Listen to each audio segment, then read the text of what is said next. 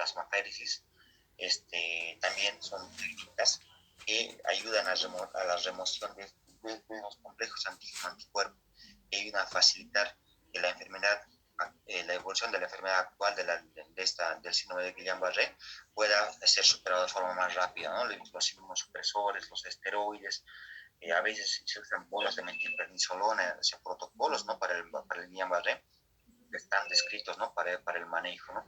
Pues a veces para el dolor neuropático, la morfina o el fentanil, digamos, son medicamentos opioides que nos van a ayudar, ¿no? Con el manejo del dolor, o la gabapentina, ¿no? La morfina es el más empleado, una dosis de 0,05 a 0,1 miligramo kilogramo dosis, ¿no?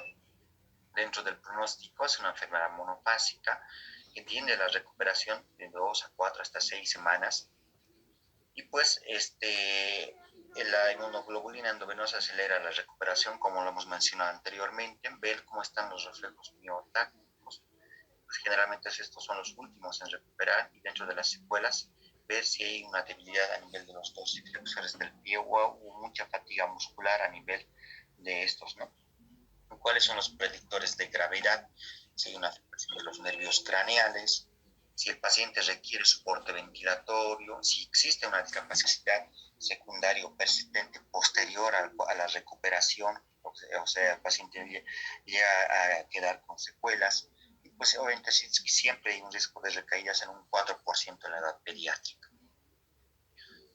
Bueno, dentro del algoritmo de manejo, como pueden ver ahí, cuando consideramos el ingreso a la terapia intensiva, en el diagnóstico y tratamiento del Guillain-Barré, cuando el paciente tiene, digamos, un diagnóstico malo con un avance o una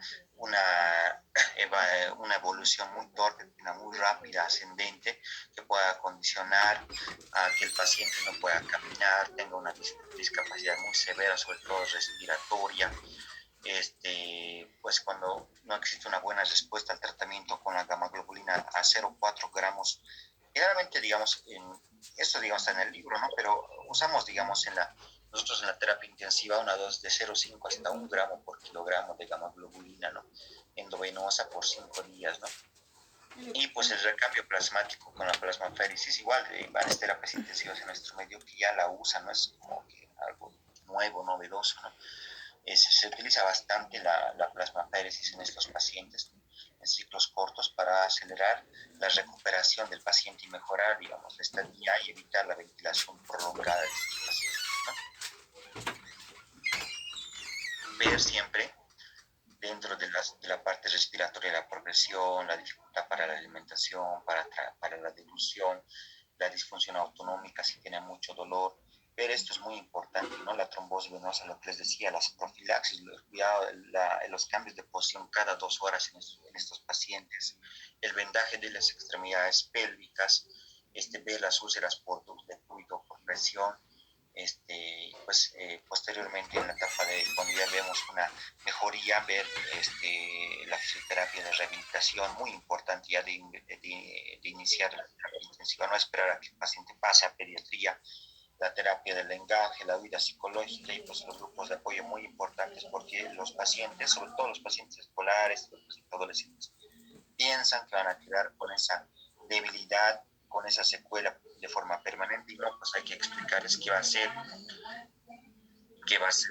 un cuadro como que autolimitado que tiende a la superación, ¿no? Bueno, vamos a pasar al siguiente tema.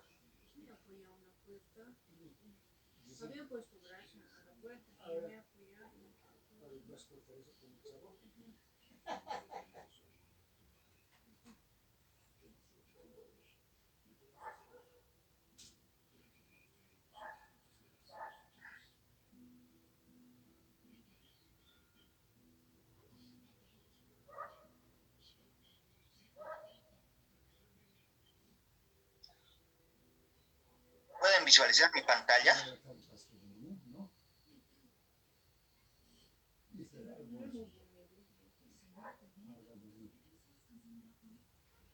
Bien. Bueno, vamos a empezar con este tema de convulsiones o crisis febriles. en pediatría. Este sí es un tema más frecuente todavía que el anterior, ¿no? Siempre se presentan crisis convulsivas febriles en los niños. Como podemos ver ahí, la edad de presentación dice de 6 meses a 60 meses, 5 años más o menos, no corresponde a esa edad. Pero bueno, dentro de otras definiciones, dice, ¿no? Es la primera, el primer episodio de crisis convulsiva asociada a fiebre, o sea, asociada a fiebre, en un paciente pediátrico de 6 meses a 6 años, generalmente le ponen, ¿no? Pero bueno, en el libro está de 6 meses a 60 meses, ¿no? O sea, ¿cuál es el requisito que tenga? Tiene que estar obviamente con fiebre, ¿no? Por eso hay mayor, de hecho, en pediatría, mayor a 38 grados es considerado, ¿no? Es considerado como que un paciente febril, ¿no? O sea, si es que una temperatura central, generalmente una temperatura rectal más de 38 en pediatría, ya está con fiebre, ¿no? Como que ya no hay ese término de febrícula, ¿no? O sea, ¿tiene o no tiene fiebre así de fáciles? Y obviamente no tiene que tener una infección en el sistema nervioso central, y pues tampoco tiene que haber una alteración en el metabolismo, ¿no? No tiene que haber una alteración hidroelectrolítica o ácido base que sea la responsable de las crisis convulsivas, en este caso igual, digamos. No tiene que tener una infección como tal, una meningitis, una absceso cerebral, una encefalitis, etcétera, que sea la responsable de las crisis convulsivas. En este caso, el gatillante es la fiebre, ¿no? Y pues dentro de la clasificación clásica está, ¿no? La convulsión febril simple, la convulsión febril compleja y el estado epiléptico febril, ¿no? Estas dos son las más conocidas, y pues esta generalmente es una convulsión, una crisis tónico-clónica generalizada que dura menos de 15 minutos y pues no tiene recidivas o no tiene nuevos episodios en 24 horas, ¿no? Es decir, se clasifica una convulsión febril simple. En cambio, una convulsión febril compleja puede ser tónico-clónica generalizada, pero generalmente puede ser focal, es más prolongada, tiene una duración de más de 15 minutos y pues tiene más de un episodio de recurrencia en 24 horas, ¿no? Se va a presentar más tiempo. Y generalmente las crisis convulsivas complejas pueden dejar una clínica neurológica asociada posterior al evento convulsivo, ¿no? Dentro del estado epiléptico, la duración es mayor de 30 minutos, ¿no? Pero esta definición bueno, está en el libro, ¿no? La epiléptico. Pero actualmente las últimas guías de manejo, digamos, de convulsión febril en pediatría ya no esperan tanto tiempo, ¿no? O sea, más de 30 minutos este paciente ya, digamos, en estado epiléptico, una convulsión, una crisis convulsiva dura o dos o más episodios convulsivos, que no tengan recuperación en el episodio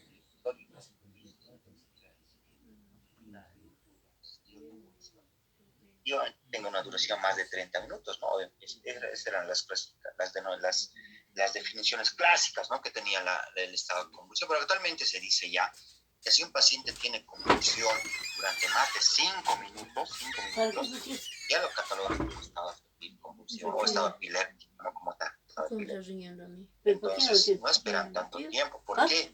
¿Por qué no esperan tanto tiempo? ¿Se escucha bien o hay varios comentarios que se escucha que está entrecortado? No se lo pueden confirmar. No, yo he checado un ratito para que escurra.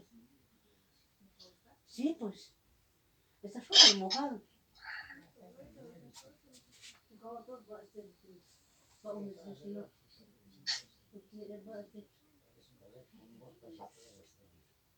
Sí. Bien, entonces, creo que la última parte es donde se entrecortó. Como les decía, el estado epiléptico es algo muy serio en pediatría, ¿no? No solo en pediatría, en su manejo ya para terapia intensiva como tal. Cuando hablas de estado epiléptico, te dicen, digamos, este paciente está con estado epiléptico febril o estado epiléptico como tal, ya si a veces debutan con crisis convulsiva sin fiebre y ya están como nada más de 5 minutos, ya es un estado epiléptico, ¿no? Ese paciente ya es para terapia intensiva, ¿no? Ni siquiera solo para pediatría, ¿no? ¿Por qué? Porque es una urgencia. Porque si persiste, digamos, esta convulsión, va a condicionar a una muerte neuronal sostenida y prolongada, y ese paciente tiene alto riesgo de hacer muerte encefálica, ¿no? Si dejas que siga convulsionando como tal. ¿Por qué? Porque va a generar una muerte neuronal que va a condicionar a un infarto cerebral severo, masivo, que luego va a condicionar a una muerte encefálica tal, ¿no? Esa es la complicación más severa del estado epiléptico. Por eso, como les decía, ahí la diapositiva dice, ¿no? Duración de más de 30 minutos, es una definición antigua, ¿no? Que sí está en el libro. Otros decían, ¿no? Que debe tener más de dos episodios, o más de 2, 3, 4 episodios, 30 minutos, pero que nunca exista recuperación del estado de conciencia intercrisis, o sea, entre convulsión y convulsión, el paciente no haya despertado nunca, ¿no? Pues actualmente se dice que si el paciente tiene una convulsión de más de 5 minutos, ya lo catalogas como estado epiléptico, como tal, ¿no? Entonces no esperas tanto tiempo, porque les digo, si esperan 30 minutos, no sé, 30 minutos es estado epiléptico, no está bien, ¿no? O sea, si convulsiona más de 5 minutos, ya. Por eso, digamos, dentro del manejo de estas convulsiones, siempre va a ser el manejo, va a ser controlar la convulsión, ¿no? Controlar como tal, que deje de convulsionar el paciente, ese es el manejo enfocado como tal. Tienen que enfocarse en controlar las convulsiones de ese paciente. Entonces, dentro de las generalidades, como podemos ver ahí, se presentan en un 2% en lactantes, 5% en niños. Las crisis con febriles simples no tienen un incremento en la mortalidad. De ser recidivantes no lesionan de gran manera al cerebro, no tienen afectación a largo plazo, no alteran la conducta, el rendimiento escolar, la atención o las alteraciones neurocognitivas. Solamente es como que algo que predispone, ¿no? La fiebre del paciente ya, digamos, que es un niño con convulsión febril, que tiene esa susceptibilidad a presentar, digamos, convulsiones con la fiebre o asociadas a una elevación térmica. Ese paciente hay que decirle a los cuidadores, a los padres, que tengan sí o sí, porque puede volver a tener fiebre. Distinta etiología, en este caso, puede tener fiebre por un resfrío, por una gastroenteritis, por un cualquier tipo de infección puede tener fiebre. Entonces, en esos casos, indicarles que tengan un térmico siempre a la mano, ya sea paracetamol, ibuprofeno o metamizol, ¿no? Que inmediatamente noten que le está subiendo la fiebre, administren el antitérmico y luego que lo lleven al servicio de urgencias para la revisión, ¿no? Pero en esos casos, ¿cuál sería el manejo? Evitar que no tenga fiebre, nada más, ¿no? Cuando es complejo se tiene una mayor mortalidad, peor si es una afectación recurrente o concurrente, puede estar asociada a una epilepsia o tener dificultades neurológicas asociadas en un futuro. Y pues dentro de las recidivas de la crisis febril, como podemos ver ahí, es un 30% si es el primer episodio, 50% si es 2 o más episodios previos. Pues si es un lactante menor de un año, tiene una recurrencia de más del 50%, de más del 50% si el paciente tiene menos de un año. Ahora bien, ¿qué otros factores buscamos o consideramos para un paciente? Si el paciente tiene menos de un año, si la duración de la fiebre es menos de 24 horas, si la fiebre está más de 38, 39 grados centígrados, esos son los criterios mayores. Y los criterios menores son antecedentes familiares de crisis febriles, antecedentes familiares de epilepsia, crisis febriles complejas, que asistan a alguna guardería, sean de sexo masculino, y una menor concentración de sodio cerca al momento de la presentación, ¿no? Cuando hacemos generalmente el abordaje y hacemos la determinación de la química sanguínea y vemos esos hallazgos en el laboratorio, ¿no? Bueno, para ver la epilepsia, pues si tiene otra crisis febril asociada a la epilepsia, generalmente está asociado cuando en un 15% de las crisis febriles puede estar relacionadas con epilepsia, y dentro de las crisis febriles un 2 o un 7% desarrollan epilepsia en un futuro, ¿no? Como pueden ver ahí, ¿cuál es el factor de riesgo? Una crisis febril simple, 1% nomás puede desarrollar epilepsia, ¿no? Es una crisis febril recidivante, un 4%, una crisis febril compleja, un 6%, sí tiene fiebre y es menos de una hora antes de la crisis febril, un 11%, si hay antecedentes familiares de epilepsia, un 18%, hay crisis febriles complejas o focales en un 29%, y si hay anomalías en el neurodesarrollo asociados, un 38%.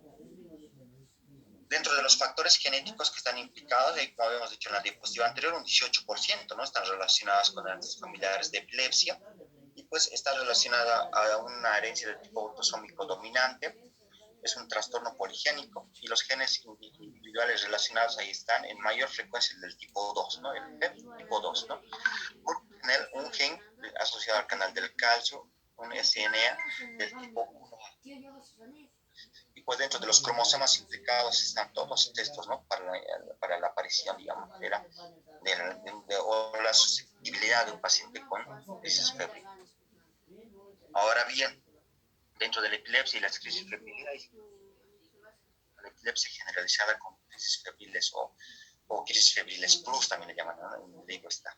La epilepsia mioclónica grave del lactante o síndrome de Dravet, la epilepsia del lóbulo temporal secundaria a esclerosis mesial temporal, están otras variantes, ¿no? De epilepsias asociadas a crisis febriles de inicio, ¿no? Y dentro de estas están ahí la crisis generalizada con crisis febril plus, es de tipo autosómico dominante, un fenotipo muy variable, generalmente inicia en la primera infancia y tiende a la remisión a la edad de la infancia media.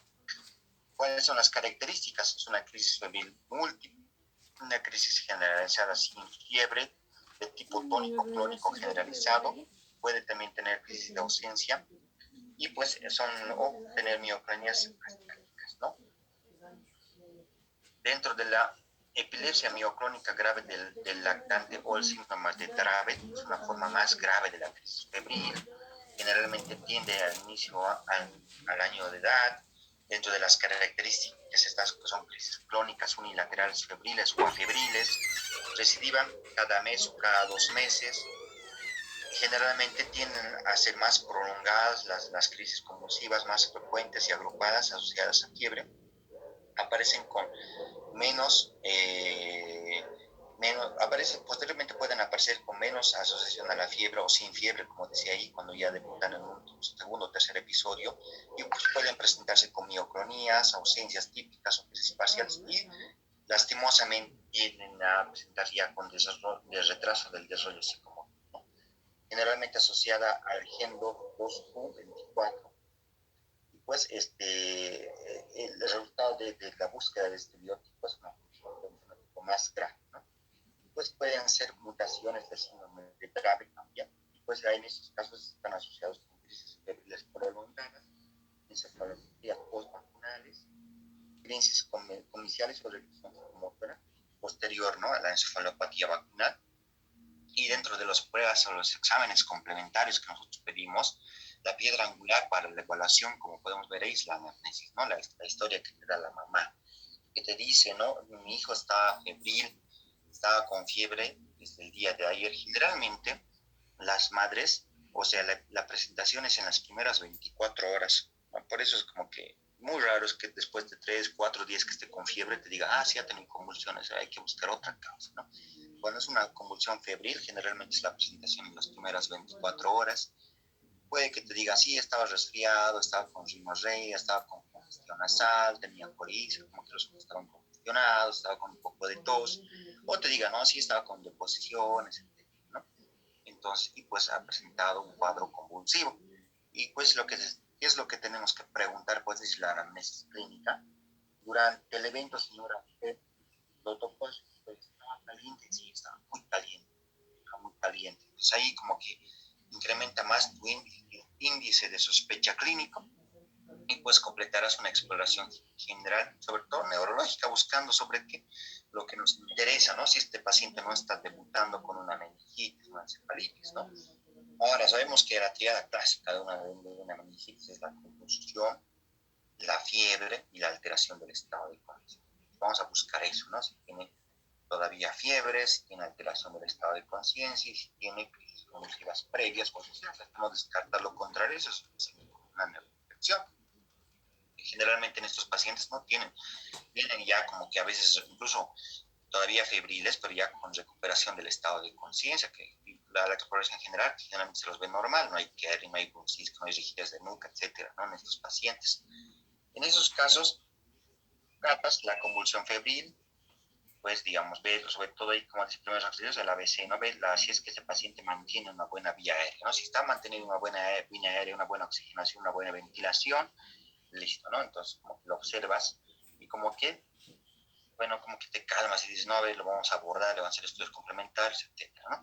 Y si sigue convulsionando, lo ideal es deje de convulsionar, lo que les había dicho, ¿no? O sea, tiene que dejar de convulsionar. En esos casos, administras midazolam, diazepam, lorazepam, ¿no? Nuestro medio, como les decía, digamos, en las diapositivas anteriores, de los anteriores temas, el lorazepam es la benzodiazepina de elección para el manejo. Lastimosamente no la tenemos en nuestro medio y usamos una benzodiazepina de elección intermedia, como es el diazepam, ¿no?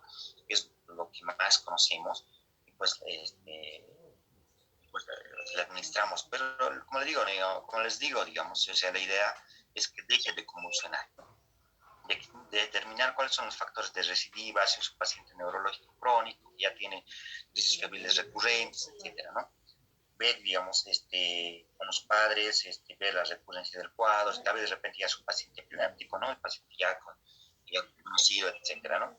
Determinar factores de riesgo. Si no existen factores de riesgo, generalmente no necesitamos pruebas complementarias. Si es una convulsión febril simple, generalmente la observación y pues el manejo estricto, digamos, o de la fiebre y ya está, ¿no? Pero si es un paciente con recurrencia, tiene factores de riesgo intermedio o alto, hacerle un electroencefalograma, pruebas de imagen, una resonancia, una tomografía, el diazepam endovenoso o oral intermitente, y pues a veces muy raro el tratamiento continuo, ¿no? Ver, inclusive, digamos, la punción lumbar, sobre todo si el paciente es menor, es un lactante menor, ¿para qué? Como les decía, ¿no? Un diagnóstico diferencial, en lactantes menores no vas a tener, pues, Kettling, y desde nunca son bien insidiosos, ¿no? Los signos de una neuroinfección en un lactante menor, por eso, ante la duda, ni modo, ¿no? Haces estudio del líquido cefalorraquídeo para ver, descartar completamente que no es una meningitis, ¿no? Peor si es una crisis febril, digamos, compleja, donde digamos, el único signo que tienes es la convulsión, ¿no? Es la convulsión. Y pues ver en los 12 a los 18 meses si hay signos de meningitis. Y si es más de 18 meses ya tiene, digamos, los síntomas clínicos tradicionales, ¿no? De la meningitis, buscar eso.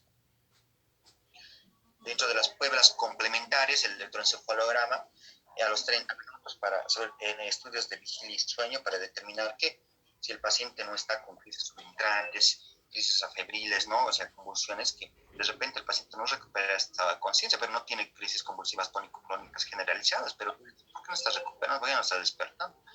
Entonces, en esos casos, a veces incluso no demora tanto los 30 minutos, ¿no? A veces es el electroencefalograma continuo, que muchos servicios o muchas unidades de emergencias ven, y ven pues ondas anormales, ¿no? En el electroencefalograma, ¿no? Incluso el mismo BIS, ¿no? El BIS, la determinación de la monitorización del índice biespectral, que se usa bastante en los servicios de urgencias pediátricos, te sirve igual para determinar si el paciente no sigue en crisis, ¿no? Eso es muy importante, ¿no? Porque ya sería catalogado como un estado convulsivo y encima se directamente para terapia, ¿no? Como dice ahí la diapositiva, una convulsión febril simple no requiere mayor manejo, solo el manejo de la fiebre y pues retornar en caso de signos de peligro en general, porque el cuadro febril tiende a recuperarse de 3 a 5 días y pues tiende a remitir en ese tiempo, ¿no? Pero si es una compleja, generalmente no existe una predicción de recidivas, ver, digamos, cómo está el enlentecimiento en específico a nivel de las ondas, y después de los 4 años y las espigas en el episodio de somnolencia, pues lastimosamente no te va a predecir si es que va a ser un paciente epiléptico, ¿no? Dentro de las indicaciones para el electroencefalograma está la sospecha de epilepsia, determinar el tipo de epilepsia, distinguir la actividad inicial activa de un periodo positivo prolongado, lo que les comentaba en la anterior diapositiva, y ese es un estado crepuscular no epiléptico. Dentro de las pruebas complementarias vemos cómo está la glucemia. A veces el paciente, digamos, digamos, está en ayuno prolongado, puede que esté hipoglucémico, sea secundaria sobre todo en lactantes menores, ¿no? Es más frecuente, digamos, la presentación de hipoglucemia, ¿no? Ver además si está obnubilado prolongado, etcétera, ¿no? Y pues los electrolitos pueden pulsar por una hiponatremia, hiponatremia, por una hipercalcemia, una hiperfosfatemia, una hipermagnesemia también, o una hipomagnesemia también pueden presentarse como convulsiones, ya relacionados, digamos, generalmente a la deshidratación y otra alteración de pérdidas, en este caso una MS recurrente o persistente, una deposición líquida por el antecedente, ¿no? Que tenga un cuadro enteral muy activo, que contiene una deshidratación con un trastorno del medio interno y ácido base, etc., ¿no? Dentro de las pruebas complementarias de neuroimagen, generalmente no se realiza en la primera crisis, después de la primera crisis, cuando ya se catalogada como una crisis convulsiva recurrente, cuando hay alteraciones neurológicas posteriores al evento convulsivo, queda con clínica neurológica focal, un estado epiléptico febril, lo que les comentaba, ¿no? Lo que puede que esté convulsionando y el paciente no tenga convulsiones tónico-clónicas generalizadas como tal, pero esté, digamos, con un estado convulsivo febril no convulsivo, que a veces eso es terrible porque llega a condicionar una muerte encefálica si no se lo diagnostica a tiempo, ¿no? Una edema aguda de hipocampo, una atrofia posterior, que nos mostraría que hay una epilepsia del lóbulo temporal, ¿no? Si tenemos esos hallazgos en las resonancias. Bueno, dentro del tratamiento, muy importante esto, ¿no? Las crisis febriles simples, generalmente no necesitan un anticomercial, solamente el manejo con un antitérmico, ya sea continuo o intermitente, ¿no? En horario, un buen antitérmico, ya sea paracetamol, ibuprofeno, diclofenac, etcétera, ¿no? Muy importante para el manejo de la convulsión febril, solamente el manejo de la fiebre nada más, ¿no? La educación a la familia, indicar, a veces los medios físicos también en la casa son de mucha utilidad, ¿no? O sea, a veces indicar a la mamá, póngale pañitos con agua tibia, cuando tenga, después que le da el antitérmico, eso también le va a ayudar a bajar, evitar a toda costa que le suba la temperatura, porque ese es el gatillante, ¿no? La temperatura para la convulsión. Entonces, evitar que no tenga fiebre, muy importante. A veces que vemos con mucha frecuencia, sobre todo, digamos, a veces veo, sí le he puesto con palitos con orina, no le baño con orina, no le baño con batido de la familia, pues, o sea, son líquidos o líquidos tibios, que igual, digamos, como que se ponen pañitos con agua tibia, igualito va a ser el mismo efecto, ¿no? Si no le vas a bañar con orina, tu hijo, ¿no? Entonces, evitar esas cosas, digamos, póngale pañitos con agua tibia y después de darle el antitérmico, evita a toda costa que le suba la fiebre a tu hijito, que le dé fiebre, entonces eso le va a ayudar, esa es la recomendación ideal, y pues volverlo a revalorar 2 a 3 días por consultorio externo para ver si es que nos remitiera del cuadro febrero, como hemos dicho, es un cuadro autolimitado nada más. Ahora bien, es lo que les decía, ¿no? Si la crisis dura de más de 5 minutos, muy importante, ¿no? Controlar, o sea, esto ya, como les decía, puede ser inclusive ya un estado convulsivo, ¿no? Si la convulsión persiste durante más de 5 minutos, vemos que la definición dice 15 minutos, ¿no? Pero como les digo, si es más de 5 minutos ya se cataloga como un estado convulsivo, eso es una urgencia en pediatría. No debemos permitir que siga convulsionando el diazepam vía rectal a una dosis de 0,5 miligramos kilogramo dosis. Pónganse, digamos, el niño tiene 10 kilos, 10 por 0,5, 5, entonces 5 miligramitos vía rectal, con esas jeringas de insulina, ¿no ve? Que no, sin aguja, ¿no? Las jeringas de insulina le pones 5 miligramitos, le va a hacer llegar a ¿no? Porque se controla rápidamente la convulsión, luego controlarás la temperatura, le harás medios físicos, etcétera, pero lo que tienes que controlar es la convulsión, tienes que evitar que el paciente no convulsione por ninguna razón, que no persista, ¿no? Yugular la convulsión es tu objetivo en estos casos, ¿no? El lorazepam es ideal, ¿no? Es la benzodiazepina de uso rápida, ¿no? Que nos ayuda, pero no tenemos los tipos de nuestro medio.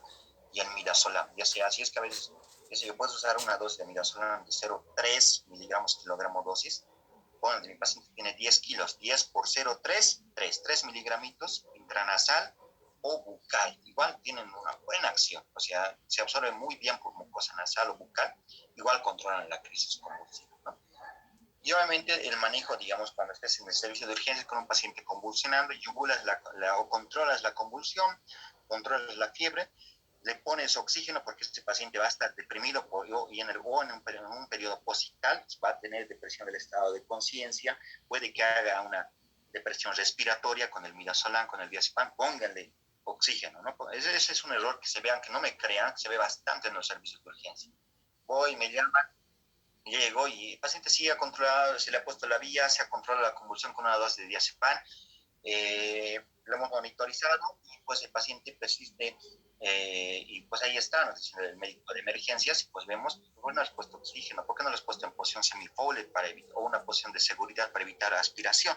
Que son cosas como que básicas que a veces lo pasamos de lado, ¿no? No lo damos, digamos, no le damos la importancia. Póngale oxígeno al paciente, ¿no?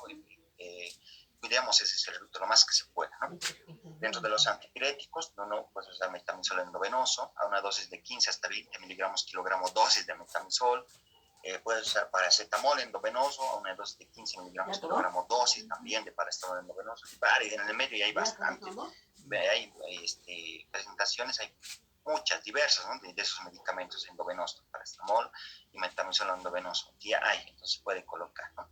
Tratamiento sintomático y ver pues la recurrencia o el riesgo de recidiva que pueda tener ese paciente.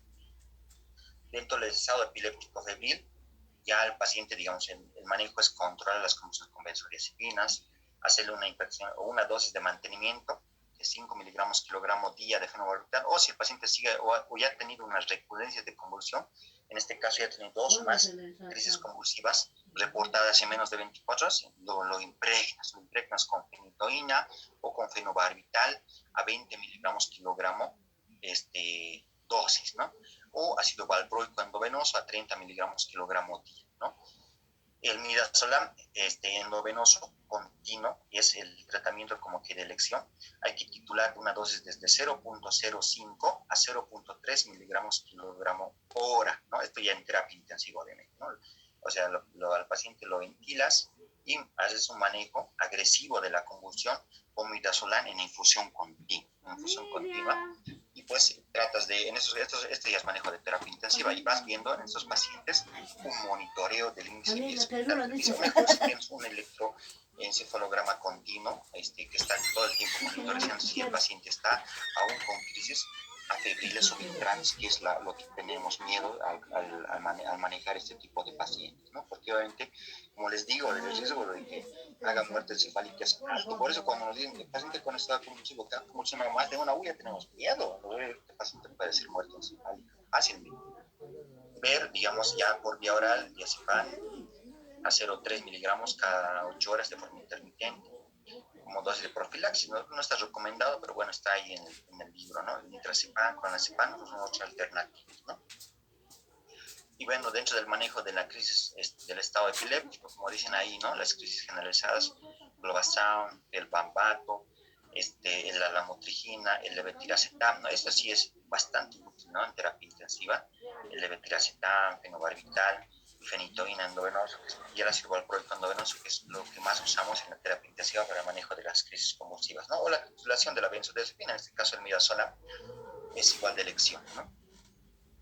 Y obviamente, digamos, la última estrategia, digamos, para el manejo de estas convulsiones, sobre todo el estado convulsivo de difícil manejo, el estado convulsivo súper refractario, si se le denomina, es la cirugía, ¿no? Sobre todo cuando hay afectación del lóbulo temporal, cuando hemos visto en las diapositivas anteriores. Bueno, dentro del tratamiento para la profilaxis igual está, ¿no? Y en el texto está, digamos, el diazepam intermitente, el fenobarbital, que decían los de 4 a 5 miligramos kilogramo, el valproato de 20 a 30 miligramos. No está justificado, ¿no? No hay estudios justificados para el uso rutinario, ¿no? Que a todos los pacientes con convulsión febril compleja le vas a hacer lo mismo, digamos, ¿no? Es como que valorando siempre de forma individual en cada paciente. Y pues todavía no hay un estudio que nos indique los beneficios a largo plazo, y pues tampoco nos indiquen las tasas de recidivas que tenga el paciente a largo plazo, ¿no?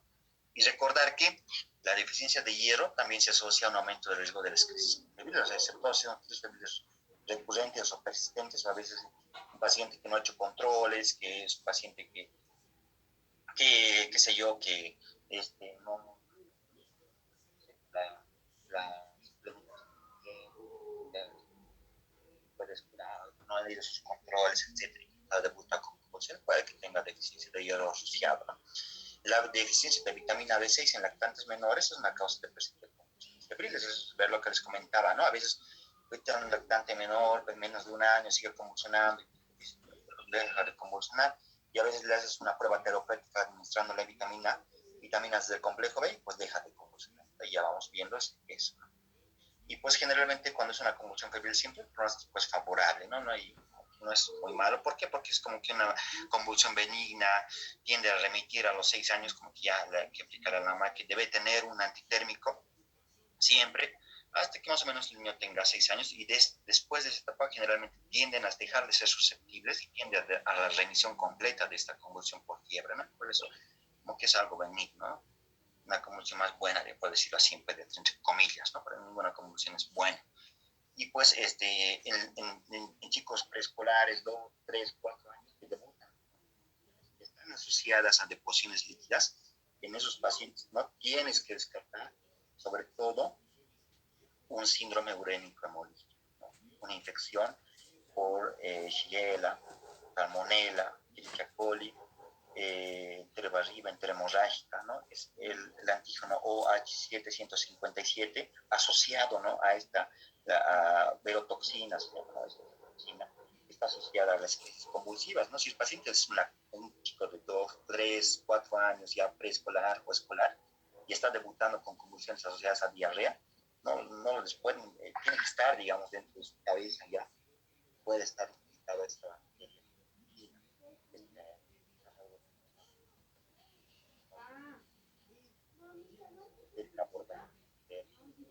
ya clásica, ¿no? Un gramo de plaquetas o procultivo para buscar ese agente etiológico, ¿no? Bueno, muchas gracias por la atención. Ahora vamos a pasar a la ronda de preguntas.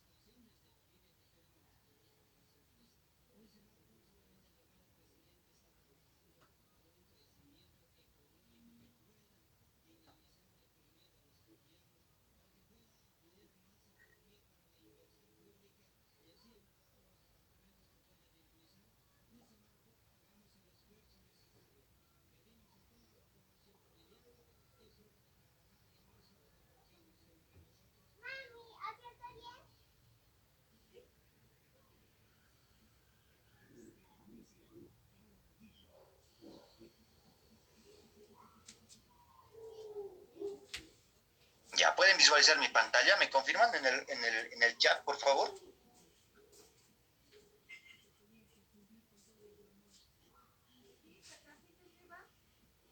Perfecto.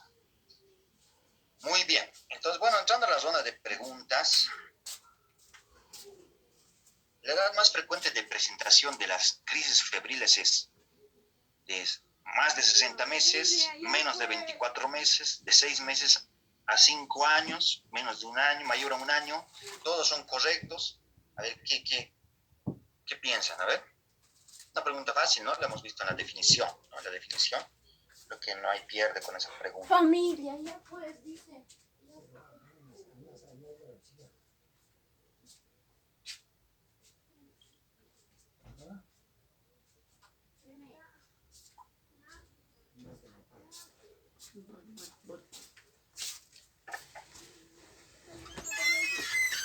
Bien. Entonces ahí está, ¿no? 6 meses a 60 meses, ya no 5 años, ¿no? Les decía, ¿no? En los textos está 6 meses a 6 años, ¿no? Es como que varía, ¿no? Pero en el texto está 6 meses a 60 meses, de 6 meses a 5 años, ¿no? Ténganlo siempre en cuenta.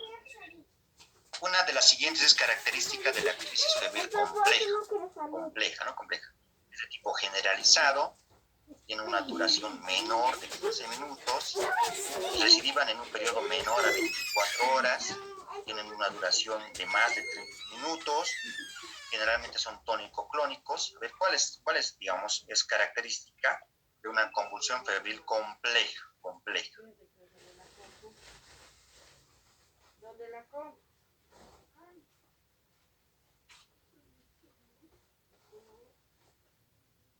Eso, ¿no? Toditos han respondido bien igual, ¿no? La recurrencia, resistencia desde un periodo de menos de 24 horas, ¿no? Muy bien. Que el porcentaje de recidivas de crisis febriles en los niños menores de un año es del 50%, del 15%, del 30%, del 5%, o no recidivan los menores de un año. A ver.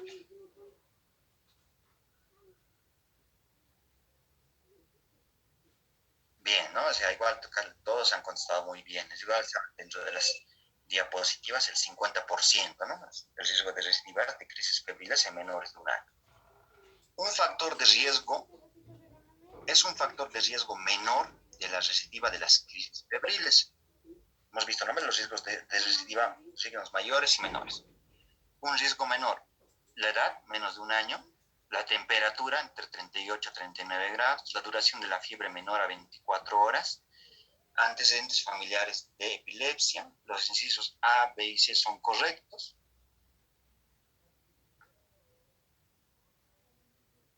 Bien, eso, ¿no? El antecedente de los familiares con epilepsia, eso es un riesgo menor, ¿no? Un factor de riesgo menor. ¿Cuál es el gen involucrado en la alteración de la proteína SCN1A encargada de los canales de sodio en la etiología de las crisis febriles? El FEB7, el FEB2, el 5Q1A, el 6Q22-24, o aún no se ha podido determinar. A ver, igual lo hemos visto, ¿no? En las diapositivas, ¿no? Y se nota que todos han puesto atención, está muy bien esta respuesta. El FEB2, ¿no?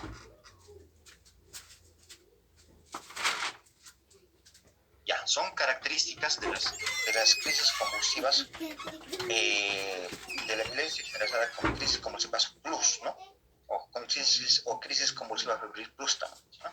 Es autosómico recesivo, inicia en la primera infancia, es la forma más grave de las crisis febriles, produce retraso del desarrollo psicomotor, todas son características. A ver qué piensan.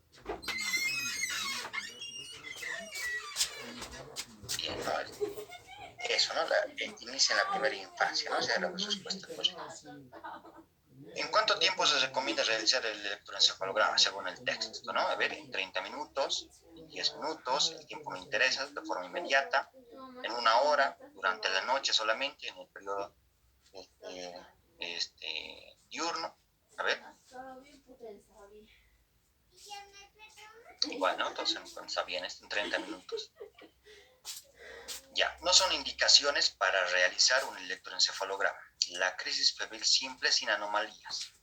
Ante la sospecha de epilepsia, para determinar el tipo de epilepsia, nos ayuda a distinguir una actividad comicial activa y un periodo postcrítico prolongado. Todas son indicaciones. ¿Cuál no es indicación? Igual, ¿no? O sea, igual todos en cuenta está muy bien. Eso es la crisis febril simple, ¿no? Simple no hacemos como mucho abordaje. La característica de un electroencefalograma de un niño de 4 años con periodo positral va a tener ondas con enlentecimiento específico, espigas en periodos de somnolencia. El electroencefalograma nos ayuda a predecir recidivas futuras. Se puede realizar en un periodo de 5 minutos. Todas son características. A ver, ¿cuál es la característica? Ya pues, tómate